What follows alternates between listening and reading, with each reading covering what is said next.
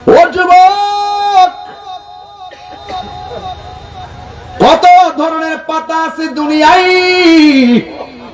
কোন পাতা দিয়া গরম জল করে না। বড়ই পাতার কি এত প্রয়োজন পড়লো? বড়ই পাতা দিয়া কেন? দেখবেন আপনাকে আমাকে গোসল দেওয়ার সময় নাকে দিয়া তুলা ঢুকাই, কান দিয়া তুলা ঢুকাই, জিজ্ঞাস করি নাক দিয়া কেন তুলা ঢুকাইছো? ওই নাক দিয়া যেন ভিতরে পানি না ঢুকে, কান দিয়া যেন পানি না ঢুকে। কত মায়া, মায়ারি কত মায়া। আস্তে আস্তে করে এমন একটা সাবান বাছাই করে, কসকো সাবান, এই সাবানটা দিয়া শরীর পরিষ্কার হয় বেশি, ফেনা উঠে কম। এই জন্য এটা দিয়ে সুন্দর করে সাবানটা দিয়ে গোসল দেওয়ায়। ও যুবকের দল, আজকের মতন পরিবেশ আমি বরিশালে কোনোদিন পাই নাই। আর আমার নবী বলে সবাই ঘুমায় রয়েছে, আমি দেখি একটা কবরের মধ্যে আযাব হইতেছে। তখন আমার নবী ডাক দিয়ে কয়, ও সাহাবারা, বাজারের মধ্যে যাও, বাজারের মধ্যে যায় ঘোষণা কইরা দাও, এই নতুন গোরস্থানে যার যার মানুষ হইছে তারা যেন ওই কবরে পারে আইসা আইসা দাঁড়ায়া যায়, যার যার আপনজনদের কবরে দাঁড়ায়া যায়। সবাই ঘোষণা পাইলো।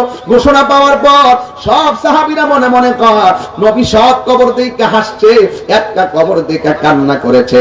আজকে আমরা দেখবো কবরের পারে কে আইসা দাঁড়ায়। ও বন্ধুরে আমার, ও বরিশালের বাবারা, এবার সাহাবায়ে কেরাম তাকায় রইছে, সব কবরের পারে আইসা লোক দাঁড়াইছে। নবী আমার যেই কবরটা দেখা চোখের পানি ফেলায়া কাঁদছে, নবী আমার আর সাহাবায়ে কেরাম তাকায় দেখতেছেন, ওই কবরের পাশে একটা বুড়া মহিলা লাঠিটা বর কইরা কইরা কবরের পারে দাঁড়ায় রইছে।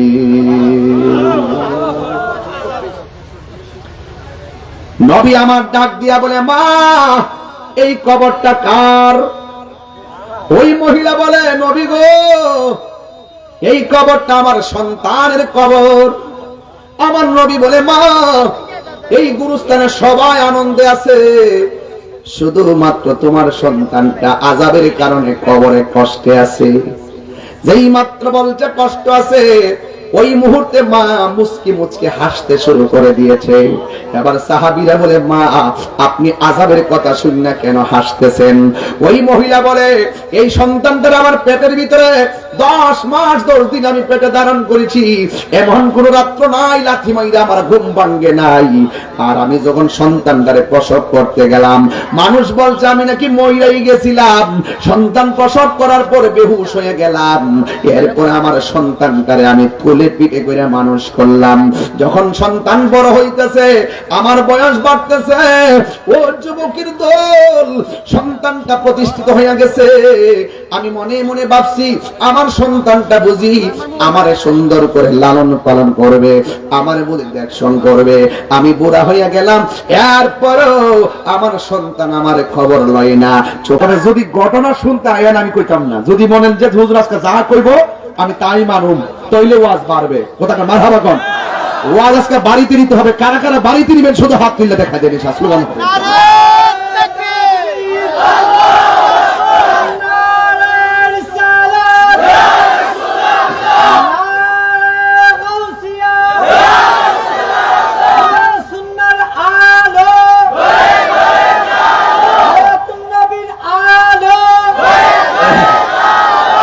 আল্লাহু আকবার কোন? আর জোরে কোন আল্লাহু আকবার। এই জন্য আল্লাহ রাব্বুল আলামিন কোরআনের মধ্যে বলে দিয়েছেন, ওয়ালা তুসাল্লি আলা আহাদিম মিনহুম মাতা আবাদা। আল্লাহ রাব্বুল আলামিন বলেন, বন্ধুগণ যারা মুনাফিক তাদের জানাজার নামাজের মধ্যে আপনি যাবেন না। এটা কি মোল্লার কথা না আল্লাহর কথা? আর জোরে কোন, এটা কি মোল্লার কথা না আল্লাহর কথা? তাইলে আমার নবী বলে, ওই কবরের মধ্যে আযাব হইতেছে। কবরের মানুষটা চুগলখুরি করতে, এমন আপনি ঘর বলেন আর বাহির বলেন, সমাজ বলেন আর দেশ বলেন, সবচাইতে অশান্তির মূল কারণ মুনাফিকি। কি কি কি কি বললাম, কি বললাম? মুনাফিকি। এই মুনাফিকের আলামত 3টা। কথা বললে সে মিথ্যা বলবে, ওয়াদা করলে খেলাপ করবে, ইজা তুমিনা খানা, তার কাছে আমানত রাখলে আমানতের খিয়ানত করবে। তাহলে আমরা কি আজকে থেকে মুনাফিকি করব, কারো বিরুদ্ধে কথা বলবো এবং গোপনে কারো সমালোচনা করব, মোবাইলের মাধ্যমে মিথ্যা কথা বলবো? তাইলে কেউ আমানত দিলে কি খিয়ানত করব এবং কথা বললে ওয়াদা করলে কি ভঙ্গ করব? আল্লাহ বলছেন ওয়ালা তুসাল্লি আলা আহাদিন মিনহুম মাতা আবাদা। আল্লাহ বলছেন ও বন্ধু, আপনি মুনাফিকদের কবরের কাছেও যাবেন না। তারা মারা গেলে আপনি তাদের জানাজার নামাজে যাবেন না। তাই এই আইনটা কি আল্লাহ সহজ না কঠিন করছে? আল্লাহ বলছেন হ্যাঁ বন্ধু, ওয়ালা তুসাল্লি আলা আহাদিন মিনহুম মাতা আবাদা। ও বন্ধু, যারা মুনাফিক তাদের জানাজার নামাজে যাবেন না। এরপর আমার আল্লাহ বলেন ওয়ালা তাকুমু আলা কবরিহি। ও বন্ধু রে, এই মুনাফিকরা যদি মারা যায় তাদের কবরের পাশেও যাবেন না। ইন্নাহুম কাফারু বিল্লাহি ওয়া রাসূলিহি। এই মুনাফিকরা আল্লাহ এবং রাসূলকে অস্বীকার করেছে। ওয়া মাতু ওয়া হুম ফাসিকুন। আর তাদের মরণটা ফাসিক অবস্থায় হয়েছে। এই জন্য তারা কবরেও শাস্তি পাবে, হাসরের ময়দানেও শাস্তি পাবে।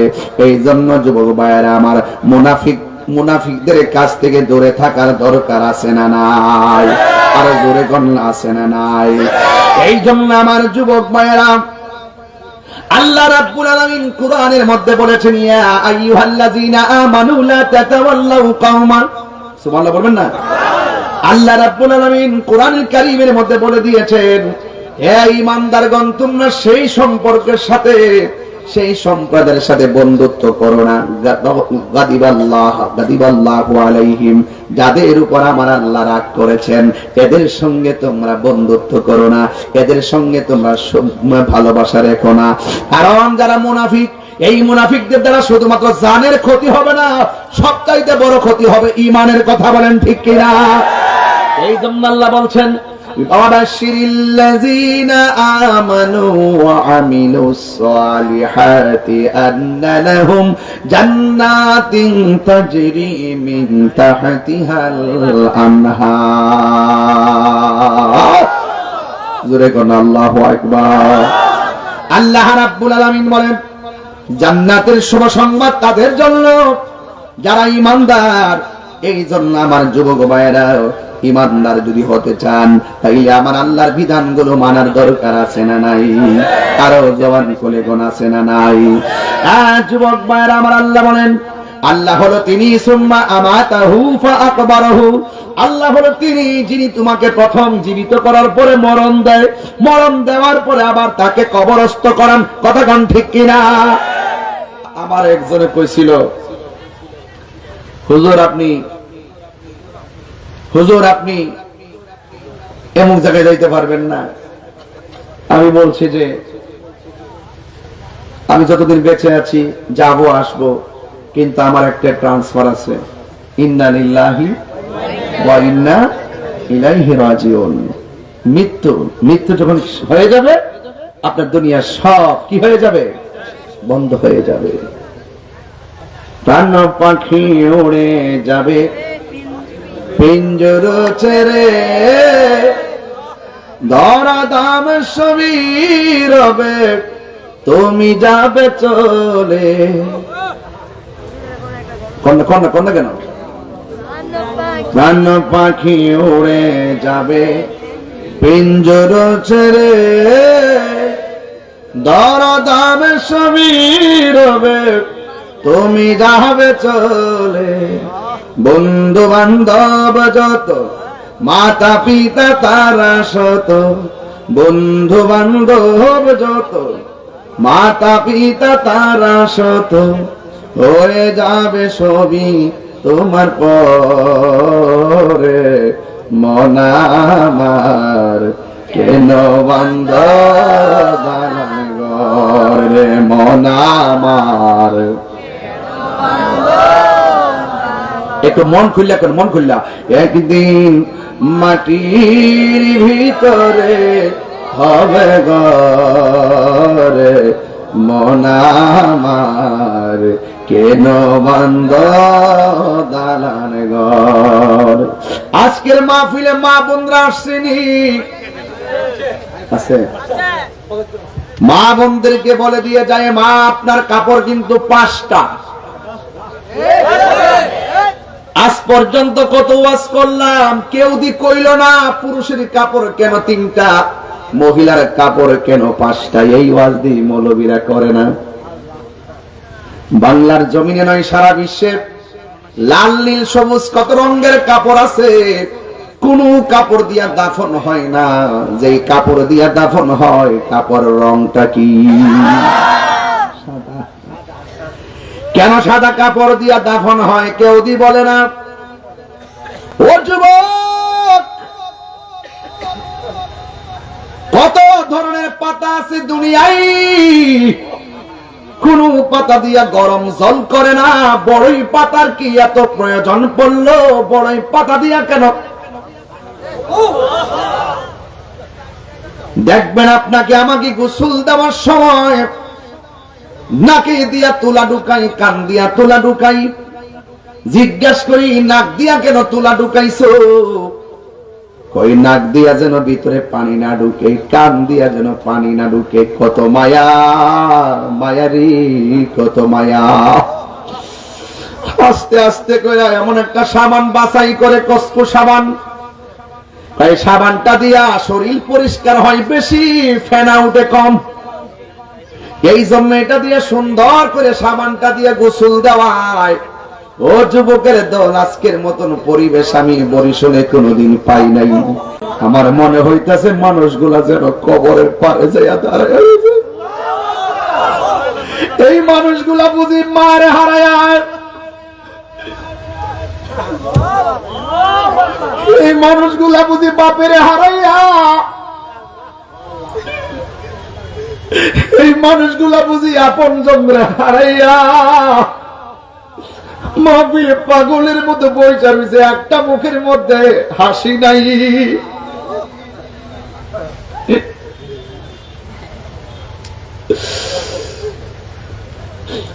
এই জন্য যুবক ভাইরা আমার, পায়ের মধ্যে হাত দিয়ে বইলা দিয়া যাই, নিঃশ্বাসের কোনো বিশ্বাস নাই। কথা কোন ঠিক কিনা? নবী আমার বলে, উম্মত রুহুটা নেওয়ার সময় কষ্ট হয়, ঠিক আছে,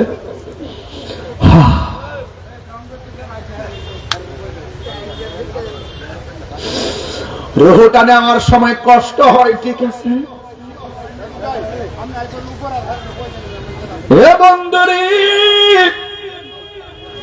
আমার নবী বলে রুহু নেওয়ার সময় কষ্ট। রুহুটা নেওয়ার আগে আজরাইলের ধাওটা যখন মারবো রাফি ভাই, তখন কত বড় যে কষ্ট কেউ অনুভব করতে পারবে না।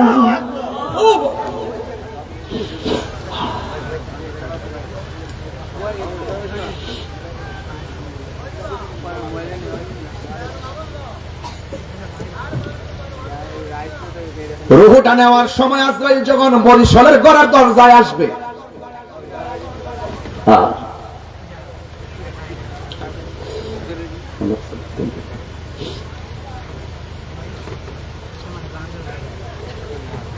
আমার নবী বলেন আজরাইলদার দেখলেই তার মধ্যে একটা সত্যারণা শুরু হইব।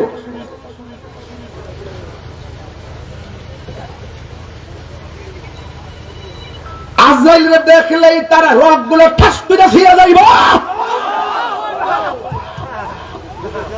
ডাক্তার সেলাইন দেওয়ার সময় যতই চেষ্টা করো লাইন পাবে না, ডিসকানেক্ট হয়ে যাবে। আজরাইলকে দেখা মাত্র এই রগগুলা টাস টাস করে ছিঁড়ে যাবে, হাড্ডি গুলা খুলে যাবে, শরীরের তাজা রক্তগুলা মুহূর্তে পানি হয়ে যাবে, দেহটা নিথর ভাবে মাটির মধ্যে পড়ে রবে, হাত লড়ে না, পা লড়ে না, বডি লড়ে না রে। ও বরিশালের বাবা, আমার নবী বলে রুহুটা নেওয়ার আগে যে সত্যারণা শুরু হবে, যেই সাকরাতুল মাউতের তুফানটা শুরু হবে, আমার নবী বলে এটা বড় একটা তুফান, বড় একটা তুফান, বড় একটা তুফান শুরু হয়ে যাবে। আমার নবী, আপনার নবী বলেন, এই তুফানে পড়ে গেলে মানুষ এমন ভাবে তৃষ্ণার্ত হয়ে যাবে, 7 সমুদ্র 13 নদীর পানি যদি মুখের মধ্যে ঢাইলা দেয়, সেদিন 1 সেকেন্ডের জন্য পানি তৃষ্ণা মিটবে না, পানি তৃষ্ণা মিটবে না, পানি তৃষ্ণা মিটবে না। এ আব্বুরে,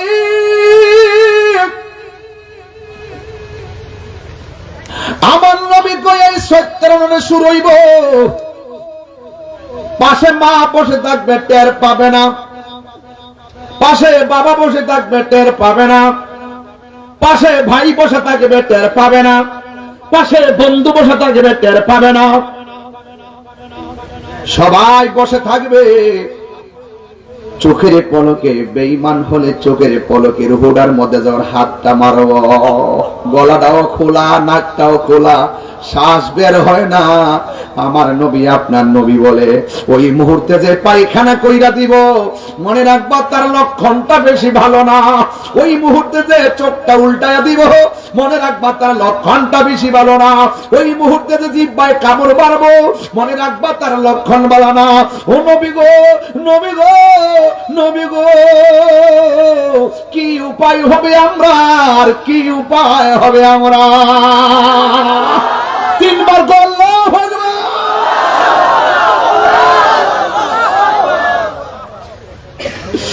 এই জন্য আমার যুবক ভাইয়েরা, চোখের মধ্যে কবরটা বসায়া দেন। নবী আমার ডাক দিয়া বলে, উম্মত, যেই উম্মতে 20 বার দিনে রাইতে 24 ঘন্টায় 20 বার যারা মরণের কথা খেয়াল করবে, ওই দিন যদি তার মরণ হয়ে যায়, আমার আল্লাহ তার মরণটাকে শহীদের খাতায় লিখে দিবে। মরণের চিঠি যখন আসবে আমার, কালিমার তালকিন দিয়া,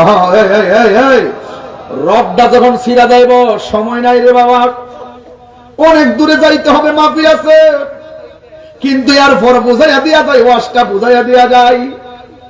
আমার নবী, আপনার নবী বলে, মানুষ যখন মৃত্যুর ঘাটে পড়ে যাবে, তার কানের কাছে যায়া কইও না, খালাম্মা আইছে, জেডা আইছে, চাচা আইছে, দুনিয়ার কোন মানুষের পরিচয় তখন কানের মধ্যে দিও না। আমার দেশের মধ্যে দেখবেন অভ্যাস হইল, মুমূর্ষ রোগীর সামনে যায় কই, এখন কেমন লাগতেছে, এখন কেমন লাগতেছে, ও পুত্রে ছায়া দেখোস না, তোর খালাম্মা আইছে, ও পুত তাকায় দেখ, তোর ভাই আইছে। এই কথাগুলো সেই দিন বলবেন না, এই পরিচয় সেই দিন কাজে আসবে না। ওই মানুষটা বিরক্ত হয়, যেই মানুষটা মরণ সাগরে পাড়ি দিছে, এই মানুষটা দুনিয়ার পরিচয় শুনলে তার বিরক্ত হয়। ওই সময়ের ভিতরে শুধুমাত্র করবেন লা ইলাহা ইল্লাল্লাহ, লা ইলাহা ইল্লাল্লাহ,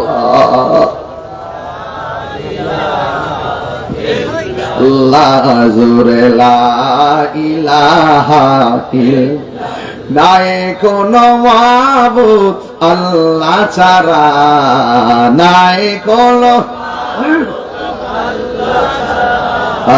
লা ইলাহা ইল্লাল্লাহ, লা ইলাহা ইল্লাল্লাহ।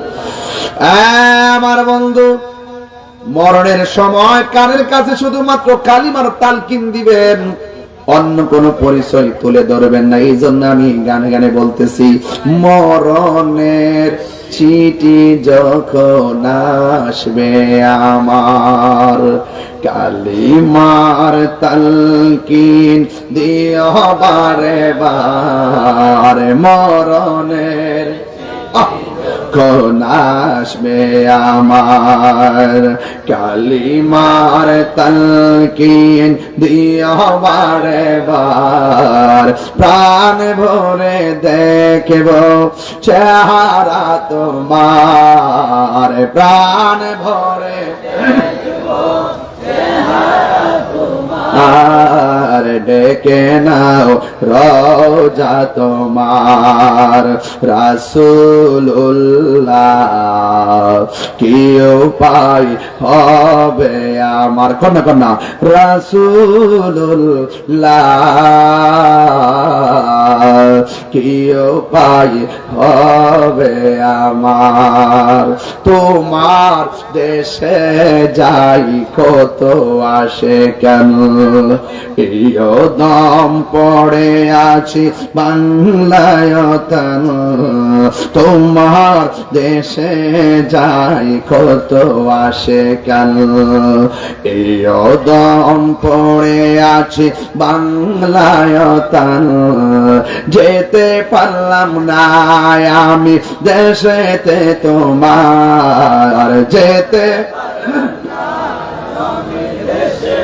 তোমার দেখে নাও রওজা তোমার রাসূলুল্লাহ কি উপায় হবে আমার রাসূলুল্লাহ কি উপায় হবে আমার জোরে জোরে কি আল্লাহু আকবার বলা যাবে না আমি বুঝাইতেছি কবর আযাব কি সত্য না মিথ্যা মরণের যন্ত্রণা কি সত্য না মিথ্যা আপনি কি মনে করবেন মাদ্রাজ গেলে আপনি বাচ্চা যাইবেন সিঙ্গাপুর গেলে বাচ্চা যাইবেন কোন দেশে গেলে বাঁচতে পারবেন না একটা সেকেন্ড এদিক সেদিক করা হবে না জবানটা খুলে কোন হায়াতের মালিককে আজ থেকে প্রায় 8 বছর আগে আমার কত গান গাইছে কিরে আমি গান গাই কিরে আমি গান গাই এই যে এখন বুঝবেন কি গাইছিলাম 8 বছর আগে ওই সময় তো বুঝাইতে পারছি না ওজনদার কথা কইলো মানুষে ছেলে খেয়ালি বলে চালাই দিছে আরে ছোট্ট মানুষ কিতা কইব না কইব বাদ দে যুক্তি রুক্তি বাদ দে যখন একটু বয়স হয় তখন তার কথাগুলো মানুষ একটু ধরার চেষ্টা করে এটা আমাদের সমাজের রেওয়াজ ওই সময় বলার পরে আপনারা বলছেন আমি গান গাইছি ওই এখন কইতাম নি বুঝাই দিতাম এখন আর এখন বুঝাই দিতাম নি রং মহলে থাকবারে বন্ধ পালঙ্কে সহিয়া কোন সন্ধানে মন চোরা ঢুকিবে আসিয়া আরে দুয়ারে প্রহরী থইয়া প্রবেশ করলো কে মনে আর কি দেখা হবে রে বরিশালবাসী জীবনে এই যে কইছি আর সকালবেলা কই হ্যাঁ গান ছাড়া কিতা বুঝে হ্যাঁ কি ওয়াজ করে নাচানাচি করে হ্যাঁ ঠেলা ঠেলি বাবা আমার 2 ঘন্টা ওয়াজের ভিতরে 30 সেকেন্ড আর 1 মিনিটের খণ্ডিত অংশ আপনি শুননা আমাকে আপনি মন্তব্য করলেন আমি নাচানাচি করি অথচ আমি ওয়াজ করি 2 ঘন্টা এই 2 ঘন্টার ওয়াজ তো আপনারা যারা ওই বড় বড় জায়গায় চেয়ারে বসে থাকেন আপনি তো এগুলো দেখেন না দেখলে হয়তো বুঝতেন আমরা কি ওয়াজ করি আমাদের অডিয়েন্স যদি আসতেন তাই দেখতেন তারা কিভাবে চোখের পানি ফেলে কান্না করে বেটা হাদিস শরীফের মধ্যে এসেছে রাসূল বলছেন কোন স্ত্রী যদি মারা যায় স্বামী যদি বলে আমার স্ত্রীটা অনেক ভালো ছিল আল্লাহর হাবিব বলেন ওই স্বামীর ভালো বলার কারণে আল্লাহ পাক তার স্ত্রীটাকে জান্নাত দিয়ে দেয় এই যে বুড়া বেড়ায় এই যে বেচারায় আমি আসার পরেই আমার দোয়া বলতেছে হুজুর আপনি আমার জন্য দোয়া করবেন আর আমার স্ত্রীর জন্য দোয়া করবেন আমার স্ত্রী মারা গেছে এখনো দেখেন এই লোকটা চোখের পানি ফেলে কাঁদতেছে তার স্ত্রীর জন্য কাঁদতেছে এটা বিরল বিরল আমিও দেখেছি আমার শাশুড়ি যখন মারা গেছে দেখলাম যে কিভাবে বাচ্চাদের মতো চোখের পানি ফেলে কাঁদছে আর দাম্পত্য জীবন তো এইটাই তো দাম্পত্য জীবন সুখে সুখী হবে দুঃখে দুঃখী হবে হারানোর ব্যথায় কষ্টে জর্জরিত হবে আর চোখের পানি ফেলে যখন মানুষটার জন্য দোয়া করে এই চোখের পানি বদৌলতে স্বামী স্ত্রী একই জান্নাতে থাকতে পারে কি পারে না এই দোয়াটা সব সময় করবেন আল্লাহ দুনিয়ার জিন্দেগিতে এতদিন চললাম সন্তানাদি হলো এত রোমান্টিকতা ছিল আজকে জীর্ণ শীর্ণ বুড়া হয়ে গেলাম কিন্তু আমি হয়তো আগে মরবো আর না হয় আমার স্ত্রী পরে মরবে কিন্তু একদিন তো মরবই কিন্তু জান্নাতের ভিতরে হাসরের মাঠে আমরা দেখা করাই দিও সন্তানের সাথে জান্নাতের জন্য একসঙ্গে থাকতে পারি সেই ব্যবস্থা করে দিও এটার নাম হলো জিন্দেগি আমি বলছিলাম রং মহলে থাকবারে বন্ধু পালঙ্কে শুইয়া কোন সন্ধানে মন চোরা ঢুকিল আসিয়া আপনাদের চোরা মনে করতেছেন জুতা চোরের কথা বলছি আসলে মন চোরা মানে হলো আজরাইল তোমার ঘরের দরজায় আছে ভাই, দরজায় আছে বোন, তোমার পাশে আছে ভাই বোন আত্মীয় স্বজন, কিন্তু এই মুহূর্তে যার পা হলো জমিনে মাথা হলো আসমানে, এত বড় আজরাইলটা কোন সময় দরজাটা দিয়া ঢুকলো, কোন সময় রুহটারে সার্জারি করলো, এত মানুষ বসা একটা লোক দিয়ে ধরতে পারলো না। কথা কোন না কেন, ঠিক না বেঠে? এই জন্য আপনি যদি অর্থ না বুঝেন তাইলে আপনি সমালোচনা করবেনই। আল্লাহর ওয়াস্তে মানুষের নিন্দা করা ভুলে যান, পশ্চাতে সামনে পশ্চাতে নিন্দা করবেন না। যদি করেন তাহলে ওয়াইল নামক দুর্যোগ আছে না নাই, আরো যদি দুর্ভোগ আছে না নাই। এই জন্য আমার যুবক ভাইয়েরা, আমি বলতে চেয়েছিলাম আমার নবী আপনার নবী বলেন বেঈমান হলে অবস্থা ভয়াবহ হয়ে যাবে। আর যদি ইমানদার হন, আপনার ঘরের দরজার মধ্যে আজরাইল আসবে, আয়েশা আপনাকে সুন্দর করে সালাম দিবে আর আপনার মাথার কাছে বসে যাবে। আর আজরাইলের হাতের আঙ্গুল দিয়ে মাথাটারে চিরুনি বানায়, আঙ্গুল গোলারে চিরুনি বানায় আপনার মাথার মধ্যে আশ্রয় দিব। আর আপনার চোখের মধ্যে একটা ঘুম ঘুম ভাব আসবে। তখন আজরাইল আপনার কানের কাছে মুখটা লাগায় বলবে, ও আল্লাহর বান্দা, আল্লাহ আমারে পাঠাইছে তোমার রূহটা কবজ করার জন্য। এবার ইমানদারের রিঅ্যাকশনটা দেখেন। বেঈমান মরণের ডরাই, ইমানদার মরণের ডরাই না, ঠিক কিনা রে বাবা? বেঈমান মরণের ডরাই, ইমানদার মরণের আলিঙ্গন করে। এই জন্য ইমানদার বলবে, আজরাইল এত দেরি করতেছো কেন? তাড়াতাড়ি আমার রূহটারে কবজ করো। আজরাইলে বলবে, আল্লাহর বান্দা, সবাই মরণ থেকে পালাইতে চায়, তুমি কেন মরার জন্য এত আগ্রহ দেখাইলা? ইমানদার বলবে, এই দুনিয়াটা হলো আমার জন্য জেলখানা, আমার দুনিয়া ভালো লাগে না, আমার রূহটারে কবজ করে দাও, আমি যেন আল্লাহ এবং নবীর সঙ্গে দিদার করতে পারি। আর জোরে জোরে কন্যা আল্লাহু আকবার। আন্দারপুরের মানুষ আমি, আন্ধারগড়ের বাসিন্দা, ও আল্লাহ, ও আল্লাহ, আমি এক পাপিষ্ঠ বান্দা, ঠিক কিনা? ওই আল্লাহর রাই তৈলে ডরাই, রাত পোহাইলে ডর বয়স কলি বইলা যাই। আমি সৃষ্টি তুমি স্রষ্টা, আমার কি বা সাধ্য, আমার কি বা সাধ্য, আমি সৃষ্টি তুমি স্রষ্টা, আমার কি বা সাধ্য, যখন তখন উইরা যাইতে এই তাহিরি বাধ্য। বাঁচতে পারবেন না, বাঁচতে পারবেন? যতই সংসার, যতই পথ, যতই বংশ, যতই টাকা, মনে করেন না যে আপনি বাচ্চা যাবেন না। বলুন চান যে চাবিটা কার কাছে? হ্যাঁ,